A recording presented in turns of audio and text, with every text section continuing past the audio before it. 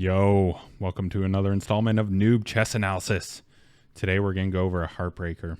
It's worse than a loss. It's a stalemate.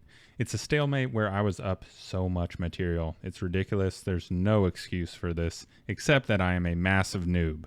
So I'm going to take you through the game. I got really tilted after and I just hit the next game button, but I did go back and analyze it.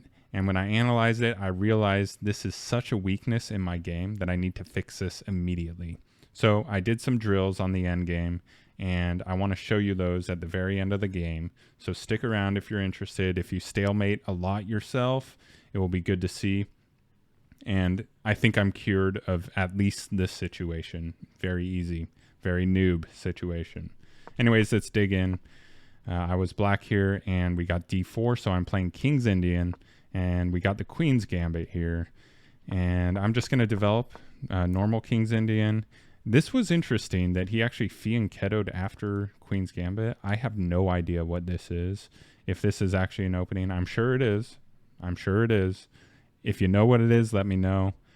I'm sure I could look it up on chess.com, but I am kind of lazy, honestly. So I'm probably not going to. Look, there's a book. So it's by the book. It's something. Anyways, I've been developing this knight out to d7 quite often. I like that move a lot, mainly because it allows you to really crush open the center here. And if he takes, which he shouldn't take, because then you can take back with your knight, you get a sweet outpost, and you open up the center. You're already all castled, all very comfortable and secure. So opening up the center is perfectly fine in this situation. So I push to open. And he decides not to take. I keep the tension. No reason to take here. And then I push up my a-pawn in an effort to just deter him from moving to a nice outpost on b5. So just a little preemptive action there. And he decides to get an outpost anyways. But on the other side, I want to take because it looks like doubling up pawns. That looks pretty good. Except that then I decided to take, thinking he would take back here. I don't know why. He could have took with the knight, and he took with the knight. It's a good move. So it's fine. We're still even. He has a slight advantage, but at this level, 0.2 means nothing. Now, I did make, it's not a mistake, but it's a good lesson to think about the squares that you are no longer defending when you move a pawn. So I wanted to be aggressive, which is why I made the move. He obviously can't take, but I just wanted to be aggressive and start moving up. And by doing this, I actually undefended a6 and c6, and it opens up a beautiful outpost for his knight. Very annoying, kind of like a sore thumb in the middle of my development. So I don't like that. And I decide to attack it, and I did not calculate this at all. I don't know why. I think I was just surprised that the outpost happened, and I just made a move. The other thing about it is he's attacking my queen. I didn't talk about that, but he's attacking my queen. I got to move my queen, right? But the queen's doing work. It has a job. It's actually protecting the e7 square, and this is undefended if I move this. Worse, it's also a check. So you got to look for checks. And so the only move is queen e8. And I just didn't calculate. There is no reason for this mistake. I have 9 minutes basically. I spent about 10 seconds on the move. I should have took longer, obviously. So he's able to take with the check. Luckily, I only lost a pawn. So the game is still on at this level. The game is still on. So stick in there. Don't get too upset. I remember just mentally saying, okay, I made a mistake, but it's not the end of the game. So I go and attack this thinking, hey, I got 2 attackers. He only has 1 defender, so good to attack. He does the right thing and adds another defender. Smart guy. Now, this was not a mistake, but it was not the optimal move. Getting the knight involved is a good idea, but this is actually much better because it's an outpost, first of all. And then second of all, it blunts the queen and its ability to defend c6. So I have 2 attackers. He currently has 2 defenders. But if I can blunt the queen, then he actually only has 1 defender. So then I could possibly take and get my pawn back. So I was thinking, let's attack this undefended. Well, it's not undefended. I was going to attack that once and then try to find another way to attack that probably. I think that was my idea. Anyways, I think he forgot he's even defending with this Fiend Kettled Bishop. So he goes and defends it. And actually, that's a horrible move because it blunts his bishop, which is an important bishop for him. So an important thing, another very important thing about this position that I did not see is that this queen is actually X-raying my queen, and my queen is undefended. So this is a very dangerous position. That's why when I made this move, just kind of attacking here, it wants me to play c8 so that my queen is defended. Important to see any sort of X-ray onto your own king, or your queen, and especially when it's undefended.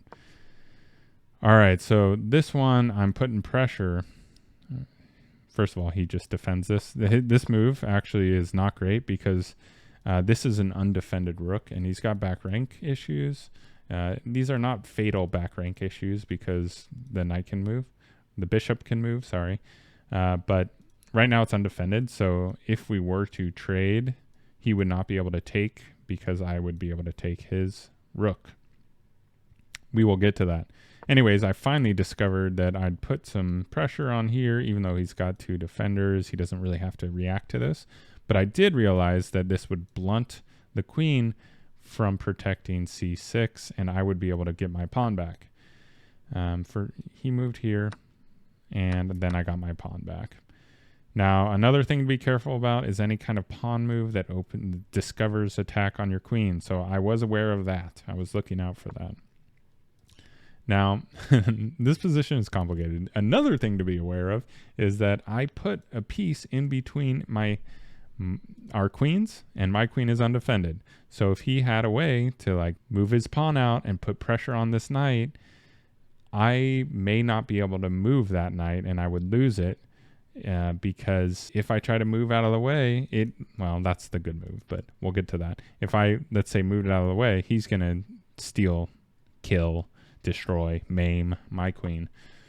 I got very, very lucky because I did not calculate this, but there is a savior move here where you can move your knight out and he takes, you have a way to retake. I did not calculate that though. I really was sweating bullets for a second, but we ended up trading queens. Also always look at your bishop, right? Just always think of this bishop and the dirty power it has. Nothing happened here, but in every game you should be checking out that bishop, and if material comes up there, you want to be ready to strike. Now, he just developed his bishop, so it was always defending that square, so there's not much I could have done all game. Anyways, he's attacking a undefended piece. I defend it. He puts extra pressure on it. And I realized that the only way for me to not lose any material here is if I trade bishops, which I don't really want to do when I'm down 3. My opponent's +3 right now, so trading's not in my best interest. But also losing more material is not in my best interest. So we end up simplifying. I don't know why trading was so bad for him. He went to 3 to like even basically. Maybe just because he was, I'm not sure. I tried to analyze it. I couldn't figure it out. Anyways, he's attacking my knight. I move it. I'm attacking an undefended piece here. He sees that, moves it down. Now here I make this is another thing you just got to be careful about is having things X-ray undefended pieces, especially when they're like rooks or queens. So now this knight cannot be moved. If he were to attack it again, I couldn't move it because then the rook is gone. There is one move that I found that would save it, since I basically move this into a defended, so that my rook is now defended by the pawn. So I thought that was pretty smooth. And then he makes a big mistake, and this is a very interesting position, and I did calculate, is there any way I can take this, right? Because his rook is undefended. So I'm thinking discovered check here. Can I take, and then, will he be forced to take, and I then can escape? But this is the way I calculated it. I would take, he would be forced to take, and then I'm forced to take back, and then he would take my knight. That's how I calculated it. So I was like, it doesn't work. What I didn't see was that he takes and then there's a check with a fork. So you actually recapture. He's forced to move and you can recapture and you're on a sick outpost. I didn't see the check. Always check for forks. But yeah, it would have been amazing if I would have caught that. Instead, I just moved out of the way and we traded, simplified. And then we're going to get into the end game now. I'm not going to go over every move. He did just blunder a pawn there. We're about even. And it's just so much back and forth here that in terms of like this, the evaluation bar is all over the place. And basically, I'm just trying to simplify, get pawns up the board. I make a mistake here because we have two undefended pieces. He correctly sees that, which was brutal. So he got one of my pawns, and then I'm like, okay, I'm going for it. What I didn't realize is this move, he could have actually started moving his own pawns, and I'm not going to show you what would have happened because this is not an end game evaluation. And also my end game skills are not great, so I can't talk in detail. Basically, he's moving over. I was calculating, can I defend this? Okay, so I will say this, okay? This is the only thing keeping me from getting a queen. So my thought was, how do I kill this piece? And I calculated I could do this. So that's what I was doing.